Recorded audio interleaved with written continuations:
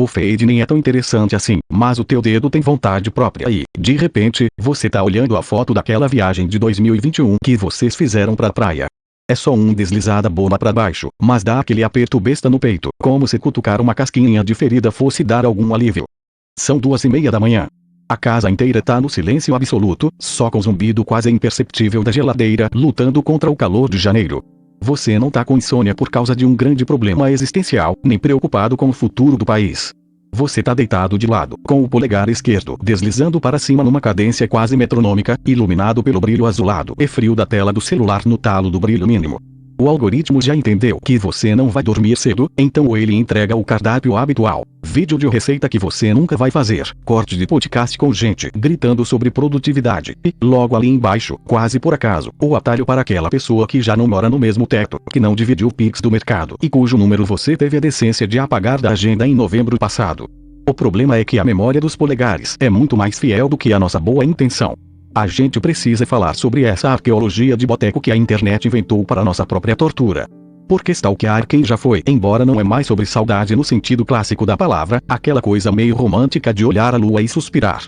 Não, hoje em dia é um esporte de precisão cirúrgica, um misto de curiosidade mórbida com reality show onde a única participante eliminada é a sua própria paz de espírito. Você entra no perfil não porque quer voltar, nem porque ainda ama. Você entra levado por um impulso cinza, um tédio nervoso que parece coçar por dentro da pele. E o pior, o perfil é aberto. Essa é a grande armadilha da modernidade. Antigamente, para saber da vida de quem passou, você dependia de fofoca de corredor ou de trombar com a pessoa no hortifruti fingindo que não viu. Hoje tá tudo lá, exposto numa vitrine digital com alta resolução e legenda irônica. Você clica sabendo exatamente o que vai encontrar. É uma espécie de automutilação recreativa. Você abre os stories esperando ver alguma coisa que te dê raiva, porque a raiva é um combustível confortável, ela justifica o término, ela valida a tese de que a pessoa é insuportável e que você fez um negócio danado da China quando fechou aquela porta.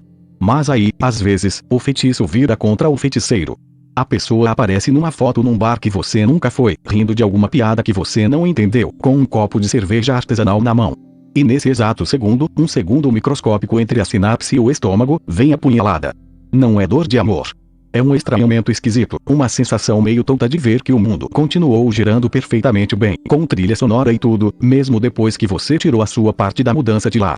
Baruch Spinoza, um filósofo holandês do século XVII que passava os dias polindo lentes de óculos enquanto pensava na morte da bezerra, dizia uma coisa fascinante sobre o afeto. Ele chamava de conatus o esforço que cada coisa faz para perseverar no seu próprio ser. É aquela força interna que te empurra para a vida, que faz a planta virar em direção à janela para buscar luz. Mas aí a gente olha para o ser humano moderno e vê o exato oposto. A gente usa a tecnologia mais avançada da história da humanidade, um aparelhinho que conecta a gente com o conhecimento acumulado de milênios, para cavar o passado em busca de motivos para sofrer. Em vez de perseverar no próprio ser, a gente gasta a bateria do celular e a saúde mental investigando se a pessoa já trocou a capa do destaque do Instagram. Tem uma mecânica muito específica nesse processo. Você não vai direto no perfil principal. Isso seria naif demais. Você faz um rodeio. Olha primeiro quem curtiu a foto da prima da pessoa. Clica no amigo do amigo. Dá uma volta técnica de 10 minutos pelo feed para fingir para você mesmo que você só caiu ali por acaso, como quem não quer nada, navegando pelas marés mansas da internet. É uma autoenganação tão burra que até o seu inconsciente deve dar risada. Ah, olha só, por que será que a foto do cachorro da vizinha do meu ex apareceu aqui para mim? Você pensa, enquanto o dedo indicador desliza rápido para esconder o flagra caso o celular vibre com uma mensagem do banco. Jean-Paul Sartre, lá na França do pós-guerra, inventou um conceito chamado olhar do outro. Ele dizia que a gente só se dá conta de quem é quando percebe que está sendo observado por alguém de fora. Só que hoje a gente inverteu a lógica de Sartre. A gente precisa olhar para o outro para conseguir se sentir existente. Stalkear é um jeito torto de tentar confirmar que a nossa própria história teve testemunha. Se a pessoa continua vivendo, postando, existindo no quadradinho brilhante, então o tempo que a gente passou junto não foi um delírio coletivo. A gente precisa dessa prova material, mesmo que essa prova venha em forma de um story de 12 segundos num show de MPB que você detesta. Aí você fecha o aplicativo. Joga o celular para o outro lado da cama, com a tela virada para baixo para não ver notificação fantasma. Puxa o lençol até o queixo e decide que agora vai. Chega. Amanhã eu acordo cedo, vou começar aquela rotina nova, vou beber 3 litros de água, vou apagar esse histórico. O teto tá escuro. Você fecha os olhos. E por dentro, aquela vozinha chata continua rodando, perguntando quem era a pessoa que apareceu no reflexo do óculos escuros da foto postada há 3 horas. O problema de tentar dormir depois de uma sessão dessas de arqueologia digital é que o cérebro humano não foi fabricado para o esquecimento em alta definição. Na época dos nossos pais, quando um ciclo terminava, a pessoa simplesmente sumia da sua órbita. Ela virava um boato distante, um primo de segundo grau que alguém mencionava vagamente numa festa de fim de ano. Você sabia que a pessoa existia em algum lugar do mundo, respirando o mesmo oxigênio, mas o acesso a essa respiração estava cortado. Era um luto bruto, com data para começar a cicatrizar, porque a crosta da ferida não era cutucada a cada 15 minutos com uma nova foto em modo retrato. Hoje em dia, a gente virou o carrasco de si mesmo. A gente tem a chave da porta dos fundos da vida de quem já foi embora, e a pior parte é que essa chave fica guardada no mesmo bolso da calça que a gente carrega o dia inteiro. Tem uma filósofa alemã, Hannah Arendt, que falava muito sobre a capacidade humana de iniciar algo novo, de dar um novo começo. Ela dizia que o perdão e a promessa são as duas faculdades que nos salvam do peso do passado. O perdão desfaz o que foi feito, e a promessa nos dá um rumo para o futuro. Mas como é que a gente perdoa ou cumpre uma promessa de seguir em frente quando o passado insiste em se atualizar às 3 horas da manhã com um filtro novo do Instagram?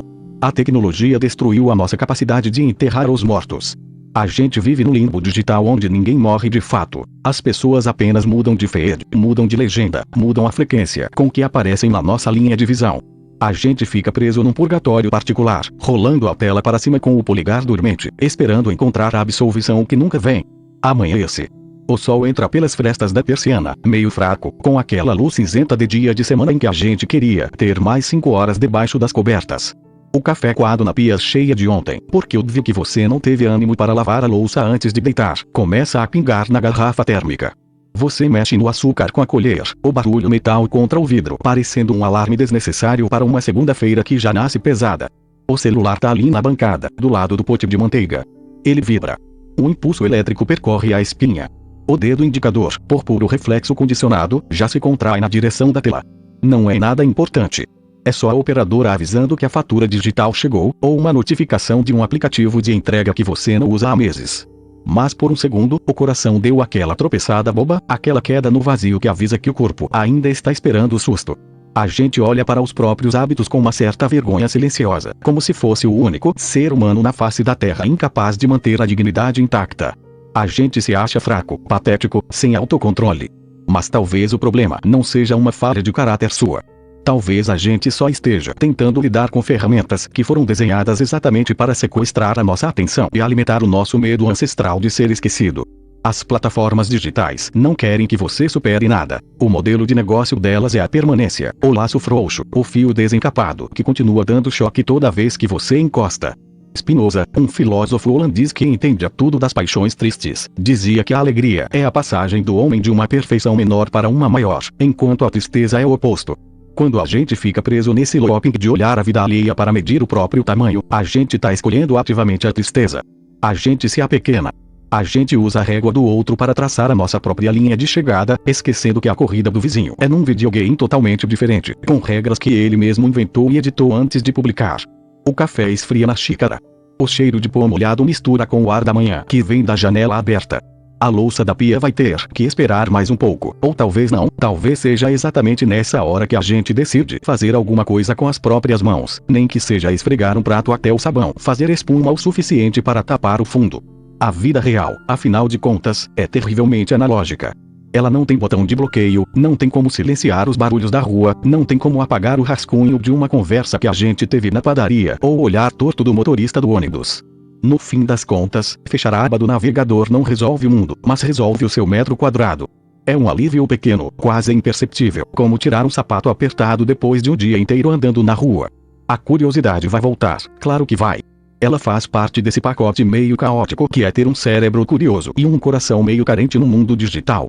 Mas saber que ela vai voltar não significa que você precisa obedecer. Você pode só olhar para o impulso, dar de ombros, deixar a aba lá no fundo do histórico e ir cuidar da sua própria louça. Deixar o outro seguir o roteiro dele, enquanto você gasta o seu tempo escrevendo o seu. É isso. Vai lá viver. Deixa o like se chegou até o fim. Eu também não sou robô.